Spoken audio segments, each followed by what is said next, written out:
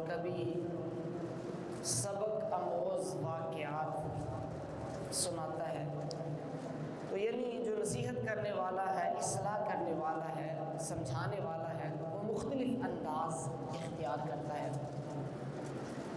میرے اور آپ کے آقا و مولا امام الانبیاء، تاجدار انبیاء، مکی مدنی محبوب صلی اللہ تعالیٰ علیہ وآلہ وسلم، آپ چونکہ کائنات میں سب سے بڑے مصلح، اصلاح کرنے والے اور مبلغ اعظم ہیں، آپ سب سے بڑے لوگوں کے ہمدرد، خیر خواہ اور واعظ و نصیحت فرمانے والے ہیں۔ حتیٰ کہ آپ کے حوالے سے تو رب کائنات اللہ جل شانہ نے قرآن پاک میں ارشاد فرمایا ہے کہ لَقَدْ جَاءَكُمْ رَسُولٌ مِّنْ أَنفُسِكُمْ عَزِيزٌ عَلَيْهِ مَا عَنِتُّمْ حَرِيصٌ عَلَيْكُمْ بِالْمُؤْمِنِينَ رَءُوفٌ رَحِيمٌ، کہ تحقیق تمہارے پاس تمہیں میں سے ایک رسول آیا کہ جن کا یعنی تمہارا مشقت میں پڑنا جن کو گراں گزرتا ہے، تمہیں تکلیف پہنچے، تمہیں تنگی آئے، تم مشقت میں پڑو تو انہیں گراں گزرتا ہے، انہیں بوجھ محسوس ہوتا ہے، یعنی تمہاری بھلائی کے چاہنے والے ہیں اور ایمان والوں کے لیے بڑے ہی مہربان اور رحم کرنے والے ہیں۔ احباب ذی وقار کریم آقا صلی اللہ تعالیٰ علیہ وسلم کے جو واعظ و نصیحت کے اور اصلاح کے جو مختلف انداز ہیں، ان میں سے ایک انداز یہ ہے کہ سرکار صلی اللہ تعالیٰ علیہ وسلم بڑی محبت سے یہ آپ نے ڈانٹ فرمائی ہے، بڑے مؤثر انداز میں آپ نے یوں تربیت فرمائی ہے اپنی امت کی کہ جو کوئی یہ کام کرے وہ مجھ سے نہیں ہے، وہ میرا نہیں ہے، جو کوئی یہ کام کرے وہ میرا نہیں ہے، جو کوئی یہ کام کرے وہ میرا نہیں ہے۔ تو یوں ایک بڑے ہی محبت بھرے انداز میں سرکار صلی اللہ تعالیٰ علیہ وسلم نے ایک ڈانٹ ہمیں اور اپنی امت کو، قیامت تک آنے والے لوگوں کو ایک ڈانٹ والے انداز میں سمجھانے کی کوشش کی ہے۔ ظاہر ہے اس میں حکمت یہی ہے کہ جو میرا امتی ہوگا، میرا چاہنے والا ہوگا، تو جب وہ اس بات پر غور کرے گا کہ اچھا یہ کام میرے محبوب کو پسند نہیں ہے، یہ کام ہمارے آقا و مولا ہمارے نبی صلی اللہ تعالیٰ علیہ وسلم کو پسند نہیں ہے، جب وہ یہ غور کرے گا تو پھر وہ یہ سوچے گا کہ میرا تو سہارا دنیا اور آخرت میں، میرا آسرا اور سہارا تو آمینہ کا لال ہے۔ تو جب وہ فرما رہے ہیں کہ مجھے یہ کام پسند نہیں ہے، جو یہ کام کرے وہ میرا نہیں ہے، تو پھر وہ امتی کبھی بھی وہ کام نہیں کرے گا جو میرے آقا و مولا کو پسند نہیں ہے۔ جو میرے آقا و مولا کو پسند نہیں ہے تو اس کام سے بچنے کی کوشش کرے گا، اس کام سے اجتناب کرنے کی کوشش کرے گا، بچنے کی کوشش کرے گا جو میرے آقا و مولا کو پسند نہیں ہے۔ تو احباب ذی وقار بہت سارے ایسے کام ہیں،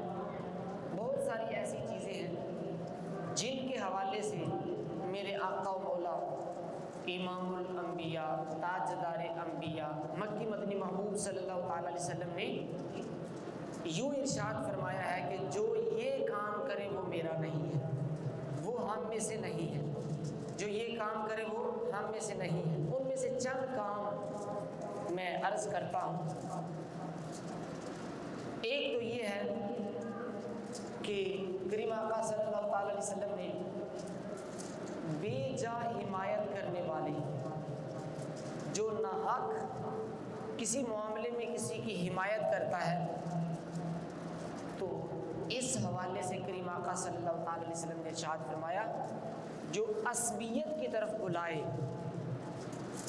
عصبیت کی طرف بلائے مطلب بے جا کسی کی حمایت کی طرف، ناحق حمایت کی طرف بلائے، وہ ہم میں سے نہیں ہے۔ آج پچھلے جمعۃ المبارک میں بھی یہ بات بیان ہوئی تھی کہ لوگ ناحق دوسروں کی حمایت کرتے ہیں، بالکل ناحق، بالکل جھوٹ اور غلط کام میں، باطل اور غلط جو کام ہے اس میں بھی لوگ اپنے تعلق، اپنی رشتہ داری، اپنی دوستی، محلے داری، اپنی ذات برادری، اس وجہ سے لوگوں کی حمایت کرتے ہیں۔ تو میرے آقا مولا صلی اللہ تعالیٰ علیہ وسلم نے ارشاد فرمایا کہ ناحق معاملے میں، ناحق بات میں، ناحق کام میں، غلط کام میں، ظلم و ستم میں جو کسی کی حمایت کرتا ہے وہ ہم میں سے نہیں۔ اچھا، اس بات کی وضاحت کرتا چلوں کہ اس کا مطلب کیا ہے کہ وہ ہم میں سے نہیں ہے۔ اگر تو کوئی اس کام کو جائز سمجھ کر کرے، حالانکہ وہ کام ناجائز ہے، حرام ہے، تو اس کام کو جائز سمجھتے ہوئے کرے تو پھر سرکار کے اس فرمان کا مطلب کہ وہ ہم میں سے نہیں ہے، مطلب یہ ہے کہ وہ مسلمان ہی نہیں ہے۔ لیکن اگر جائز تو نہیں سمجھتا، ناجائز ہی سمجھتا ہے، حرام ہی سمجھتا ہے، غلط ہی سمجھتا ہے، لیکن اس کے باوجود اگر وہ کام کرتا ہے تو پھر اس کا مطلب یہ ہے، سرکار کے اس فرمان کا مطلب کہ وہ ہم میں سے نہیں، مطلب وہ ہمارے طریقے پر نہیں، وہ ہماری سنت پر نہیں، وہ ہمارے پسندیدہ لوگوں میں نہیں، ہمارے پسندیدہ لوگوں میں نہیں، ہمارے اخلاق پر نہیں ہے، تو پھر یہ مطلب ہوگا اس فرمان کا کہ وہ ہم میں سے نہیں ہے۔ احباب ذی وقار، عرض یہ کر رہا ہوں کہ سرکار نے فرمایا جو عصبیت کی طرف بلائے، ناحق کسی بات کی حمایت کی طرف بلائے، وہ ہم میں سے نہیں ہے۔ اسی طرح میرے آقا و مولا امام الانبیاء تاجدار انبیاء مکی مدنی محبوب صلی اللہ تعالیٰ علیہ وآلہ وسلم نے ارشاد فرمایا، چونکہ آج فتنوں کا دور ہے اور ایک گھر سے لے کے ملکی اور بین الاقوامی سطح تک لوگ انتشار اور افتراق کا شکار ہیں، آپس میں غلط فہمیوں کی وجہ سے لڑائی جھگڑوں کا شکار ہیں، تو اس سلسلے میں جو اللہ عز و جل کی رضا اور قرآن و سنت کا منشا ہے وہ یہ ہے کہ لوگ آپس میں پیار محبت سے رہیں، لوگ آپس میں مل جل کر رہیں، لوگ آپس میں پیار محبت سے، اتفاق سے، گھروں میں، محلوں میں، ملکوں میں، اللہ کی زمین پر لوگ آپس میں ایک دوسرے سے محبت کریں، ایک دوسرے سے ہمدردی کریں، ایک دوسرے سے غم خواری کریں،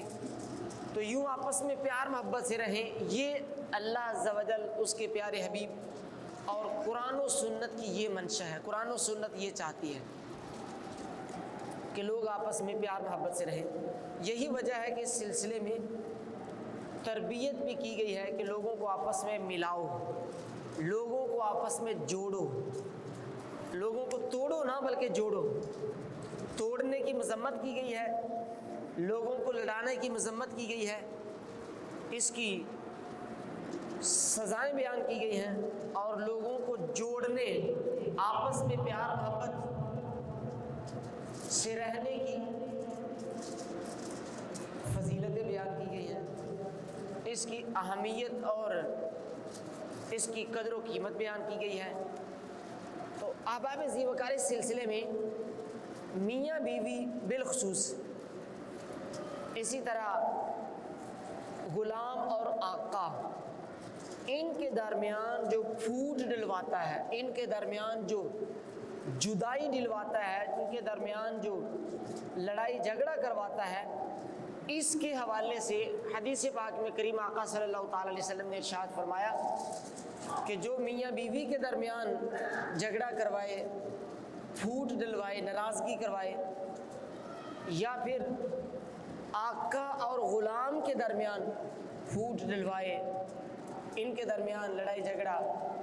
یا ان کو آپس میں ناراضگی ڈلوائے، تو حدیث پاک میں کریم آقا صلی اللہ تعالی علیہ وسلم نے ارشاد فرمایا وہ ہم میں سے نہیں ہے۔ میاں بیوی میں پھوٹ ڈلوانے کے مختلف انداز اور طریقے ہو سکتے ہیں۔ ایک تو یہ ہے کہ ایک دوسرے کے عیب ایک دوسرے کو بیان کرے، میاں بیوی کہ آپس میں جو کمزوریاں ہیں وہ ایک دوسرے کو بیان کرے۔ ایک تو یہ طریقہ ہے پھوٹ ڈلوانے کا کہ ایک دوسرے کی برائیاں بیان کرے، ایک کے سامنے دوسرے کا عیب بیان کرے، برے انداز اور الفاظ میں تذکرہ کرے۔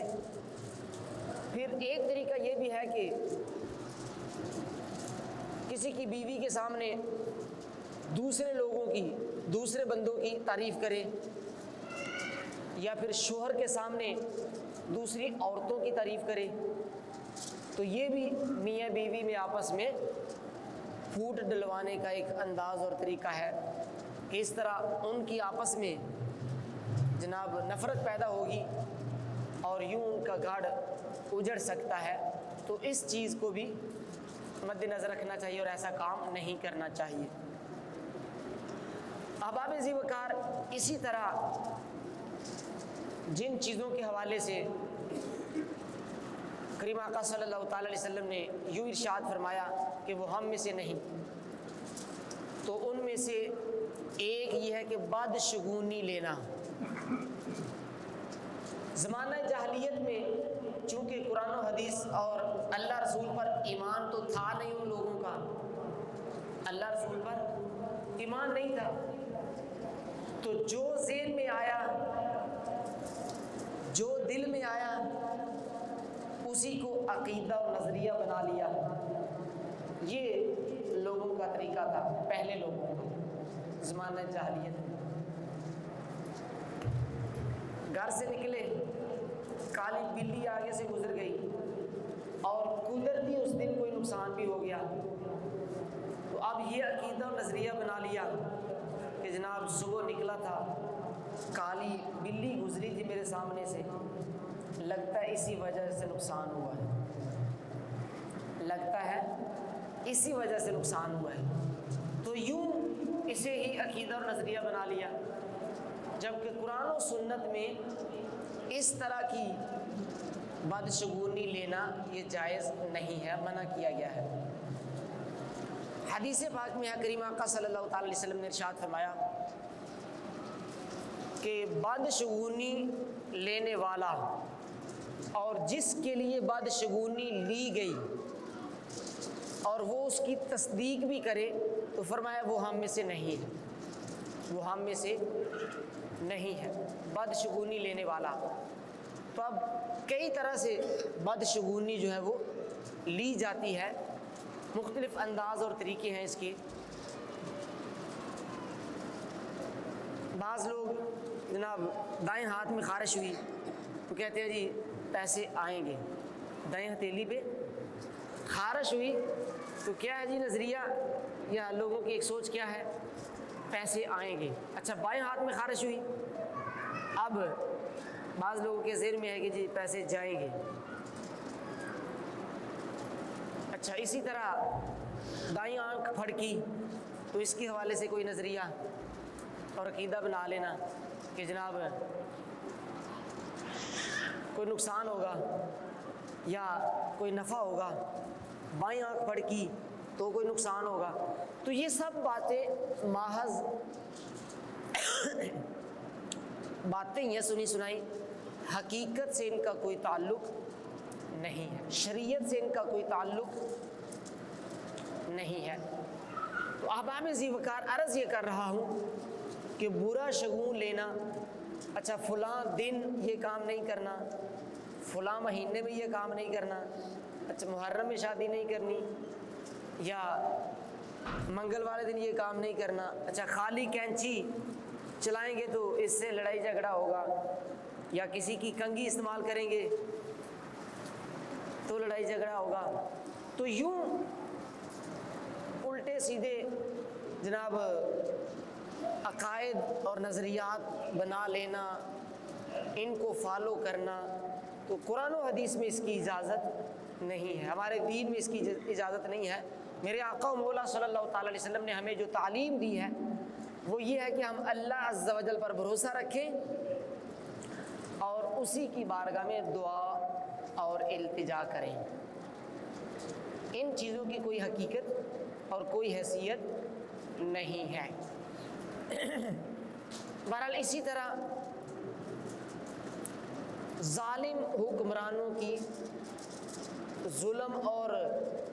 ناحق معاملے میں ان کی مدد کرنا، ان کی حمایت کرنا، اس حوالے سے حضرت سیدنا فاروق اعظم رضی اللہ تعالیٰ عنہ آپ کا فرمان عالی شان ہے کہ اللہ تعالیٰ جب کسی بندے کو دنیا میں سلطنت اور حکومت دے، کسی مسلمان کو عہدہ ملے اور وہ پھر عدل و انصاف قائم کرے، نرمی کرے، عدل و انصاف سے کام لے، تو فرمایا کہ کل قیامت کے دن اللہ کی بارگاہ میں جن کا سب سے زیادہ مرتبہ اور مقام ہے نا، وہ ان لوگوں میں شامل ہوگا جسے کوئی عہدہ ملا، جسے کوئی عہدہ ملا اور اس نے عدل و انصاف قائم کیا اور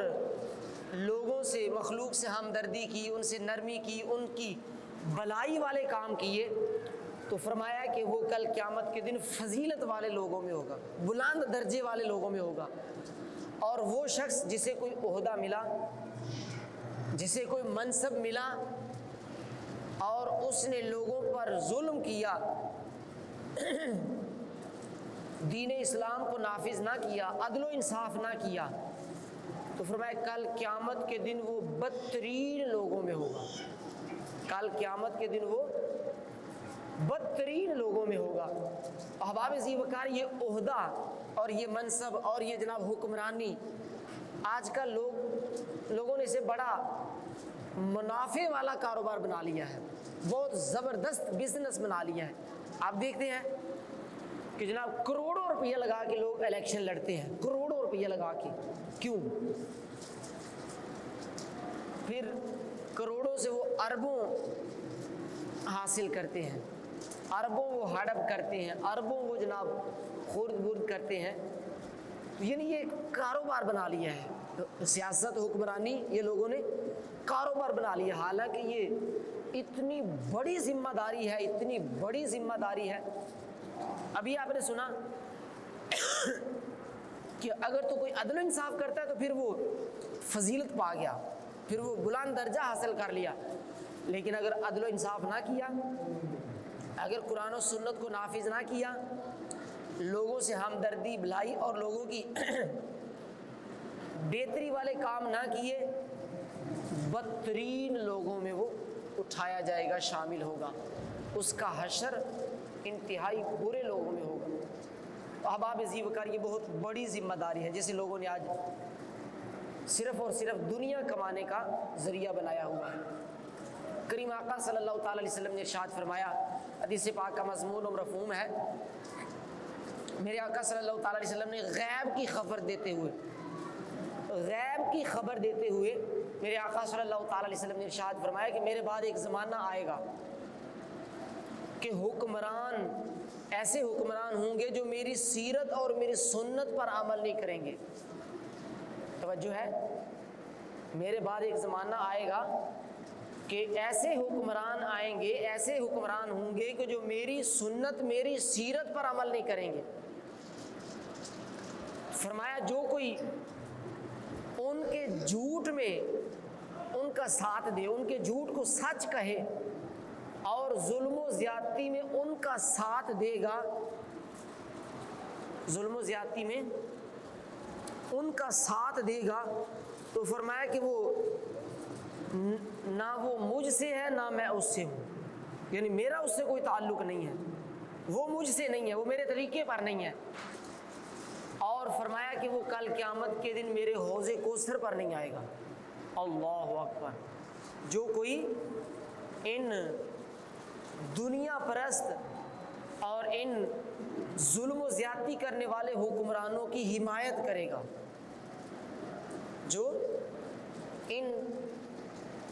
ظلم و زیادتی اور ناحق معاملات کرنے والوں کی جو حمایت کرے گا، تو فرمائے کل قیامت کے دن وہ میرے حوض کوثر پر نہیں آ سکے گا. اب میں اور آپ غور کریں کہ آج جناب ہم ان سیاسی لیڈروں کے نعرے لگا رہے ہیں کہ جنہیں نہ اپنی دنیا و آخرت کی فکر ہے، نہ اپنے ملک کی فکر ہے، بس اپنی سیاست کی فکر ہے، بس اپنے جناب بینک بیلنس کی فکر ہے، بس اپنے مطلب کی فکر ہے. انہیں کوئی نہ تو دین کی پرواہ ہے نہ لوگوں کی پرواہ ہے. اور ان لوگوں کے جناب ہم نعرے لگا رہے ہیں اور ان کی حمایت کر رہے ہیں اور ان کی حمایت میں جناب لڑائی جھگڑے کر رہے ہیں، تو ہم اپنی کیوں آخرت برباد کریں. پچھلے جمعہ المبارک میں بھی میں نے حدیث پاک عرض کی تھی کہ سرکار نے ارشاد فرمایا کہ بدترین ہے وہ بندہ جو کسی کی دنیا کے لیے اپنی آخرت برباد کرے. حدیث پاک کا مفہوم مضمون کچھ اس طرح ہے کہ کسی کی دنیا کے لیے جو اپنی آخرت برباد کرے وہ بدترین ہے، بد نصیب ہے. احباب ذی وقار اسی طرح فرمایا کہ جو ایسے حکمرانوں کی حمایت نہ کرے، ان کا گناہ میں ساتھ نہ دے، ظلم و زیادتی میں ان کا ساتھ نہ دے، تو فرمایا کہ وہ مجھ سے ہے میں اس سے ہوں. کل قیامت کے دن وہ میرے حوض کوثر پر آئے گا، میں اسے حوض کوثر سے سیراب کروں گا، میں اسے حوض کوثر سے سیراب کروں گا. تو یہ ہے دین اسلام کی تربیت، تعلیم، کہ ہم ظلم و زیادتی میں، ناحق معاملے میں کسی کا ساتھ نہ دیں، چاہے وہ حکمران ہی کیوں نہ ہو. ظلم و زیادتی میں اچھا یہ جو ہم حکمرانوں کو جناب ووٹ دے کر ان کو چنتے ہیں، تو یہ کیا ہے؟ آگے پھر جو بھی وہ کام کرے تو کیا ہم اس میں برابر کے شریک نہیں ہوں گے؟ سوچنے کی بات ہے نا کہ میں ایک بندے کو سلیکٹ کر رہا ہوں ووٹ دے کر، تو اب ظاہر ہے اس کے سارے معاملات کا میں ذمہ دار ہوں. اس حوالے سے ہمیں سوچنا چاہیے. آج لاٹھی کا دور ہے، پیسے کا دور ہے، نہ اب کروڑوں روپیہ یہ خرچ کرتے ہیں الیکشنوں میں، اور ہمارے بیچارے لوگ کہتے ہیں جی دوسرے کو ووٹ دینے کا کیا فائدہ، اس نے تو جیتنا ہی نہیں ہے، فلاں کو دینے کا کیا فائدہ. بھئی ہم اس چیز کے جواب دہ تھوڑی ہے کہ کس نے جیتنا ہے کس نے نہیں جیتنا. ہم اس چیز کے جواب دہ ہیں کہ جو اس کو ووٹ ہم دے رہے ہیں آیا وہ کل کو دیانتداری سے دین کے لیے، ملک کے لیے کام کرے گا کہ نہیں کرے گا. اگر تو کرے گا تو ٹھیک ہے دے، اگر نہیں کرے گا، اور پہلے بھی تجربہ ہے کہ وہ لوٹ مار کرتے چلے آ رہے ہیں. آپ دیکھیں 75 سال ہو گئے ملک کو بنے ہوئے، باریاں لگی ہوئی ہیں، کبھی ایک کی باری آ جاتی ہے، کبھی دوسرے کی آ جاتی ہے، کبھی تیسرے کی آ جاتی ہے. کوئی دیانتدار بندے کو آگے آنے نہیں دیا جاتا. تو بہرحال اس میں ہمارا اپنا بھی قصور ہے. ہمیں اس حوالے سے اگر ہر بندہ اس حوالے سے اپنی ذمہ داری کو سمجھے کہ یار میں نے دیانتدار بندے کو آگے لانا ہے، تو پھر تقدیر بدل سکتی ہے، پھر تقدیر بدل سکتی ہے. وہ علامہ اقبال نے کہا نا، خدا نے آج تک اس قوم کی حالت نہیں بدلی، نہ ہو خیال جس کو خود اپنی حالت آپ بدلنے کا. تو عرض یہ کر رہا ہوں کہ دین اسلام جو ہمیں تعلیم دے رہا ہے وہ یہ ہے کہ ناحق معاملے میں، چاہے ذاتی معاملہ ہو، ملکی معاملہ ہو، حکمرانوں کا معاملہ ہو، ناحق اور زیادتی اور ظلم کے معاملے میں اور بے دینی کے معاملے میں کسی کا ساتھ نہیں دینا۔ قرآن پاک میں بھی ہے وَلَا تَعَاوَنُوا عَلَى الْإِثْمِ وَالْعُدْوَانِ، گناہ اور زیادتی کے معاملے میں کسی کی مدد نہ کرو۔ تو ظالم اور ظلم و زیادتی کرنے والے حکمرانوں کا ساتھ دینے والے کے حوالے سے میرے آقا صلی اللہ تعالیٰ علیہ وسلم نے ارشاد فرمایا کہ وہ ہم میں سے نہیں ہے، وہ مجھ سے نہیں ہے، میرا اس سے کوئی تعلق نہیں ہے۔ اسی طرح ناحق کسی کا مال کھانا یا کھانے کے لیے اسے جیل تھانے کچہریوں میں گھسیٹنا، عدالتوں میں گھسیٹنا، یہ بھی جائز نہیں ہے۔ اس سلسلے میں قرآن و سنت کی کیا تعلیم ہے؟ آج چونکہ دور کچھ ایسا ہے کہ بعض قانونی معاملات میں پیچیدگی کی وجہ سے بعض ہوشیار اور چالاک لوگ اور قانون کو سمجھنے والے وہ جناب بعض اوقات اپنی چالاکی کی وجہ سے، اپنی ہوشیاری کی وجہ سے، یا پھر حکمرانوں اور ارباب اختیار اور ارباب اقتدار جو ہیں، یعنی ججوں اور جرنیلوں اور اس طرح کے جو عہدے والے لوگ ہیں، ان سے تعلق کی وجہ سے لوگوں کا حق دبا رہے ہیں، لوگوں کا حق دبا رہے ہیں، لوگوں کے مال ناحق لے رہے ہیں، ضبط کر رہے ہیں، ہڑپ کر رہے ہیں۔ تو اس سلسلے میں قرآن پاک میں اللہ تعالیٰ نے واضح طور پر ارشاد فرمایا کہ وَلَا تَأْكُلُوا أَمْوَالَكُمْ بَيْنَكُمْ بِالْبَاطِلِ وَتُدْلُوا بِهَا إِلَى الْحُكَّامِ، فرمایا کہ لوگوں کے مال باطل طریقے سے نہ کھاؤ، لوگوں کے مال ناحق ہڑپ نہ کرو، نہ کھاؤ۔ آگے جو جملہ ہے وہ بڑا کمال کا، فرمایا وَتُدْلُوا بِهَا إِلَى الْحُكَّامِ، اور نہ ہی انہیں حاکموں کے پاس لے کے جاؤ ان کے مقدمات اس وجہ سے کہ تاکہ ان سے مال لو، تاکہ ان سے ناحق مال لو، اس وجہ سے لوگوں کے مقدمات حاکموں کے پاس لے کے نہ جاؤ۔ تو اب دیکھیں جی کیسی تربیت کی گئی ہے کہ ناحق، آج جیسے میں نے عرض کیا کہ اپنے تعلق کی وجہ سے، اپنے جناب ایک اثر و رسوخ کی وجہ سے، پیسوں کی، مال و دولت کی وجہ سے لوگ نہ دوسروں کو، ہمارے بندے کو نہ تھانوں کچہریوں میں، عدالتوں میں گھسیٹتے ہیں اور پھر ان سے پیسہ بٹورتے ہیں۔ تو یہ غلط ہے۔ حدیث پاک میں کریم آقا صلی اللہ تعالیٰ علیہ وسلم نے ارشاد فرمایا، حضرت ابو ذر غفاری رضی اللہ تعالیٰ عنہ سے اس حدیث کے راوی ہیں، کریم آقا صلی اللہ تعالیٰ علیہ وسلم نے ارشاد فرمایا کہ جو ناحق چیز کا دعویٰ کرے، توجہ ہے، یعنی جو چیز اس کی نہیں ہے، جو چیز اس کی نہیں ہے، ناحق وہ اس چیز کا دعویٰ کر رہا ہے، تو کریم آقا صلی اللہ تعالیٰ علیہ وسلم نے ارشاد فرمایا کہ وہ مجھ سے نہیں ہے، وہ ہم میں سے نہیں ہے، یعنی ہمارے ساتھ اس کا کوئی تعلق نہیں ہے، وہ ہمارے طریقے پر نہیں ہے۔ کہ جو ناحق چیز کا دعویٰ کر رہا ہے، ایسی چیز کا دعویٰ کر رہا ہے جو اس کی ہے ہی نہیں۔ اسی طرح بخاری شریف کے حدیث پاک بڑی خوبصورت روایت ہے، میرے آقا صلی اللہ تعالیٰ علیہ وسلم نے اپنی امت کی کیسی خوبصورت تربیت کی ہے۔ فرمایا کہ میں انسان ہوں، حدیث پاک کا مفہوم، فرمایا کہ میں انسان ہوں اور میرے پاس تم مقدمات لے کے آتے ہو سکتا ہے بعض اوقات کوئی بندہ بڑا چالاک ہو، بڑا ہوشیار ہو اور جناب بات کرنے میں وہ بڑا ماہر ہو، اور میں اس کے بات سن کر اس کے حق میں فیصلہ دے دوں، کیا میں اس کی بات سن کر اس کے حق میں فیصلہ دے دوں، حالانکہ در حقیقت وہ چیز اس کی نہ ہو بلکہ دوسرے کی ہو، لیکن وہ بات کرنے کا چونکہ ماہر ہے، دلائل دینے کا ماہر ہے، ٹھیک ہے نا، تو ہو سکتا ہے میں اس کی بات سن کر میں اس کے حق میں فیصلہ دے دوں۔ تو فرمایا اگر وہ چیز اس کی نہیں ہے، توجہ سے بات سننا، اگر وہ چیز اس کی نہیں ہے تو فرمایا کہ وہ نہ لے،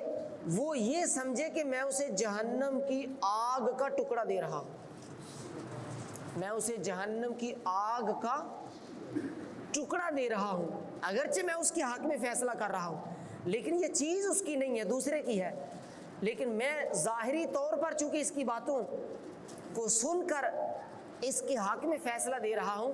تو فرمایا اگر وہ چیز اس کی نہیں ہے تو پھر وہ نہ لے، وہ یہ سمجھے کہ میں اس کو آگ کا ٹکڑا دے رہا ہوں، جہنم کی آگ کا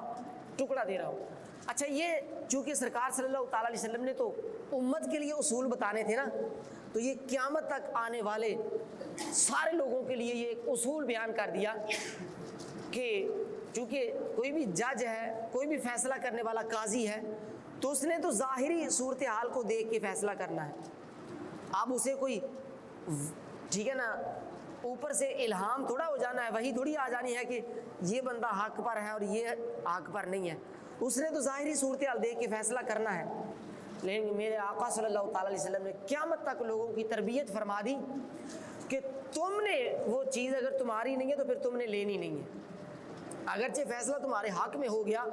یا تمہارے حق میں ہو رہا ہے، لیکن اگر تمہاری وہ چیز نہیں ہے تو پھر تم نہ لینا، ورنہ تم آگ لے رہے ہو، ورنہ تم آگ لے رہے ہو۔ آج جناب آپ جانتے ہیں، آپ بھی سمجھتے ہیں کہ کیا صورتحال ہو رہی ہے، جھوٹے گواہ بن رہے ہیں جناب، وکلا سچ کو جھوٹ اور جھوٹ کو جناب سچ بنا رہے ہیں، اور جھوٹی گواہیاں چل رہی ہیں، جھوٹی قسمیں چل رہی ہیں،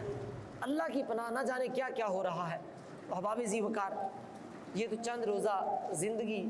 گزری جانی ہے، لیکن آخرت میں سب کا حساب دینا ہے۔ تو اس لیے میرے آقا صلی اللہ تعالیٰ علیہ وسلم نے ارشاد فرمایا کہ جو ناحق چیز کا دعویٰ کرے، ایسی چیز جو اس کی نہیں ہے، فرمایا وہ ہم میں سے نہیں ہے۔ آخر میں درست عقیدہ اور نظریہ، اسی پر اعمال اور اخلاق کا دار و مدار ہے، یعنی جس کا عقیدہ اور نظریہ درست نہیں ہے تو اس کے اعمال بھی مقبول نہیں ہیں۔ اس حوالے سے قرآن پاک میں بھی اللہ تعالیٰ نے ارشاد فرمایا ان الذین فرقوا دینہم وکانوا شیعا، فرمایا کہ اچھا پھر درست عقیدہ اور نظریہ، یہ الحمدللہ اہل سنت و جماعت جو 1400 سال سے چلے آ رہے ہیں۔ حدیث پاک میں کریم آقا صلی اللہ تعالیٰ علیہ وسلم نے ارشاد فرمایا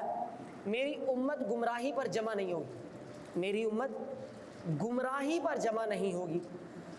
ایک حدیث پاک میں ہے کریم آقا صلی اللہ تعالیٰ علیہ وسلم نے ارشاد فرمایا کہ جماعت کی پیروی کرو، یعنی جو اکثر لوگ ہیں جس طریقے پر ان کی پیروی کرو۔ ایک حدیث پاک میں ہے سواد اعظم کی پیروی کرو، تو سواد اعظم کون ہے؟ یعنی بڑا گروہ، بڑا گروہ۔ ایک اور حدیث پاک میں کریم آقا صلی اللہ تعالیٰ علیہ وسلم نے ارشاد فرمایا علیکم بسنتی و سنت خلفاء راشدین، تم پر میری اور میرے خلفاء راشدین ان کی سنت اور طریقے کو پکڑنا لازم ہے۔ تو ہر دور میں